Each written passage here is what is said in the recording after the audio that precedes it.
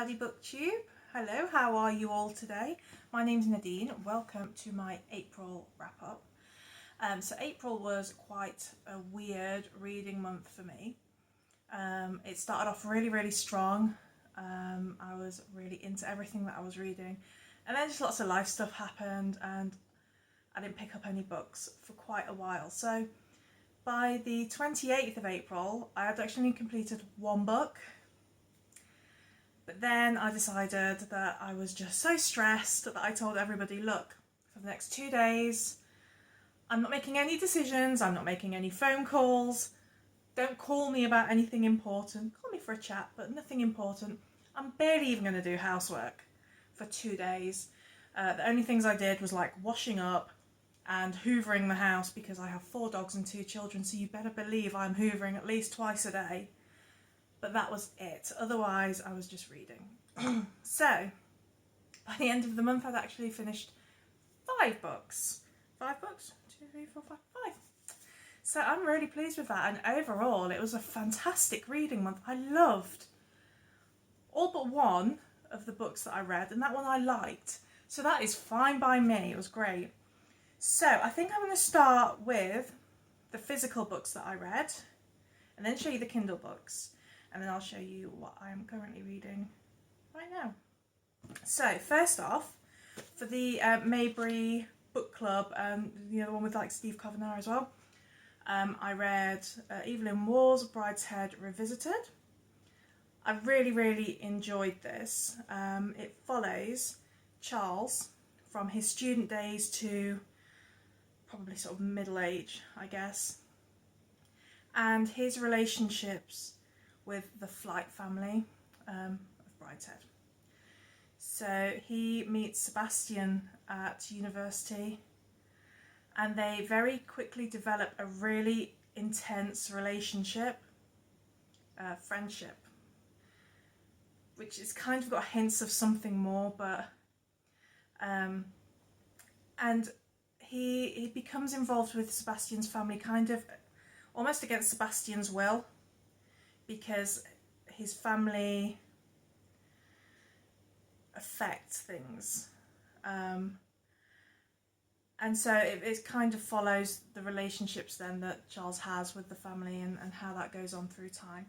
There's lots of social commentary in here if that is your thing, so lots about, you know, class and religion and that sort of stuff.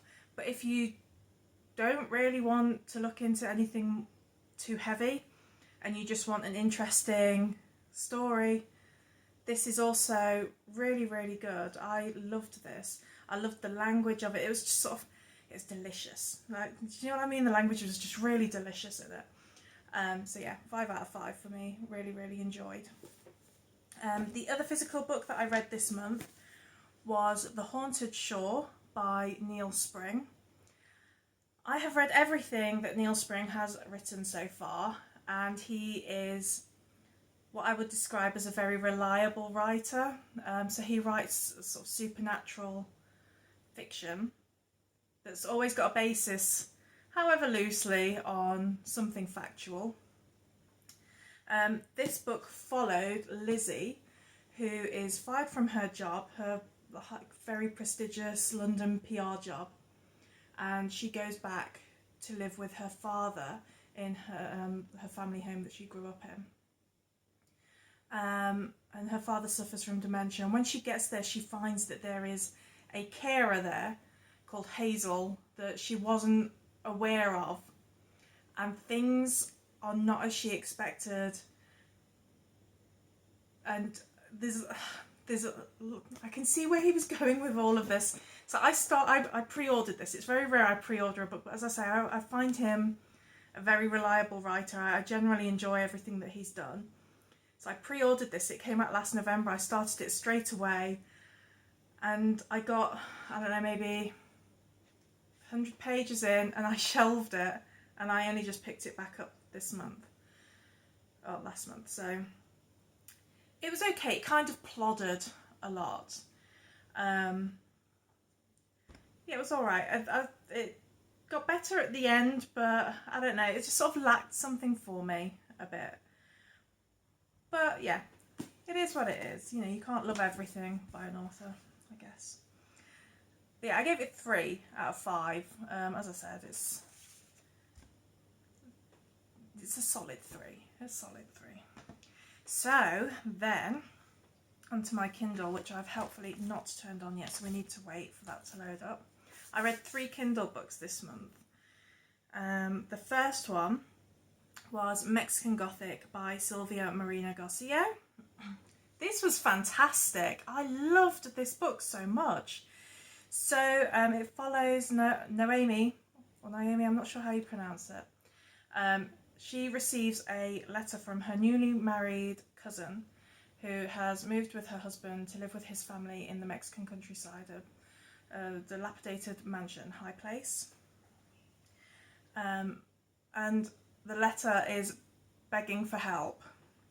So Noemi's father sends her to find out what the hell's going on and to sort it out. So off she goes, and very quickly things turn quite sinister. The family is very, very odd, to say the least. But is her cousin hallucinating these things? She's very ill.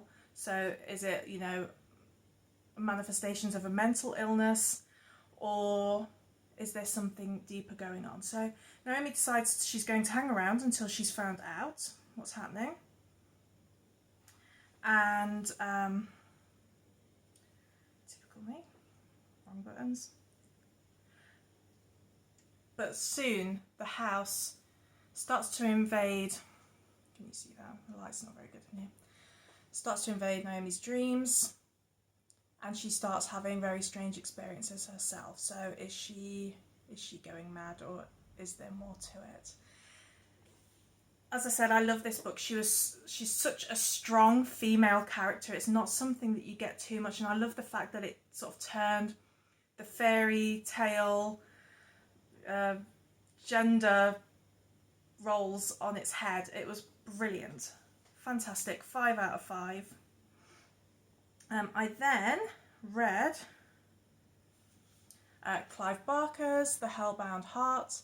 Again, this was another 5 out of 5.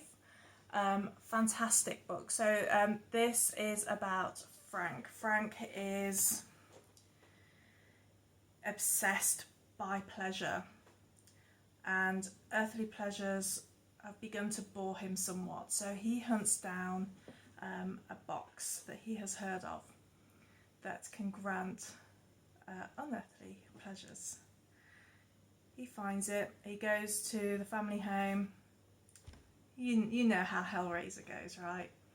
So he gets what he's asked for and some. And fast forward to the following sort of year, I think it was, and Frank's brother Rory and his beautiful wife turn up to the house to take over and live there. But Julia, the wife, she senses Frank's presence. She is bored to death of Rory, and she is sort of fueled by lust and memories of Frank.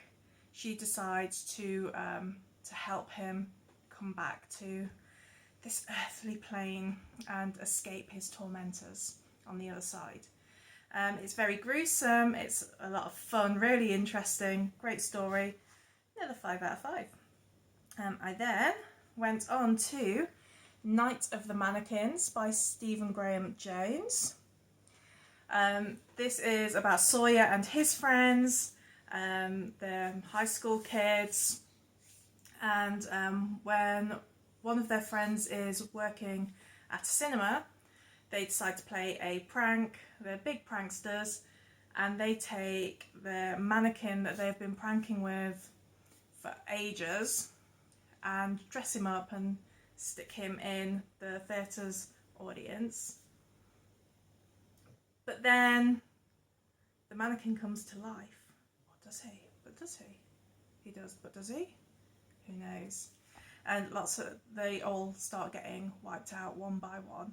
Anyway, so it was just such a good, enjoyable, fun read. I love like 80s horror and stuff, and it had that kind of vibe to me. But then also there was that element of who's doing it. Is it the mannequin? Has he come back to life, or is there something else going on? But yeah, that was also a fantastic read. So I think that is my 5 that I've read. So just quickly then, yesterday I started to read Later by Stephen King, and so far so good. I'm 106 pages into it and I'm really enjoying it. So I might even finish this today. I'm not sure. If not today, probably tomorrow, because it feels like a really quick read. There's like stuff happening constantly. And the chapters are really short as well, so you can always feel like, oh, I'll just read this next one, and then before you know it, you're 5 more chapters in. So that one. And I started The Walking Dead book 5. I started that today and I'm like halfway through that. And then also for the Maybury Book Club, Batman The Dark Knight Returns. I've just read the first part of that, book 1, and I'm really enjoying that. I might make a video on it, I'm not sure. But yeah, really enjoying that too. So hopefully May will be another great reading month. I've made a big list of books that I'd like to get to, like way too many than I possibly could, but who knows, we'll see. So that is it from me for now. Hope you're all enjoying reading whatever you're currently on the go with, and I will speak to you soon. Goodbye.